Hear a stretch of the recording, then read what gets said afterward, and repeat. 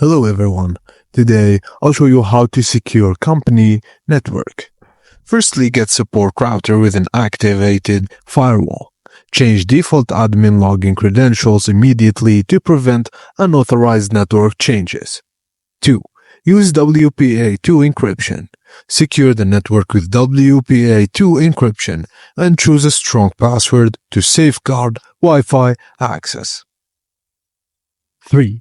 Provide a separate network for visitors or non-company devices to reduce risks of the primary network. 4. Store hardware in a controlled locked room or office to limit unauthorized access and use security cameras to supervise network equipment as additional layer of protection. Also, invest in business-grade routers with advanced firewalls and intrusion detection protection systems. Ensure the router can handle the demand of a business environment with multiple devices. And finally, disable USB or Ethernet ports not in use to prevent two rogue devices from being connected. And that's it, guys. Thank you for watching, and please don't forget to like and subscribe for more.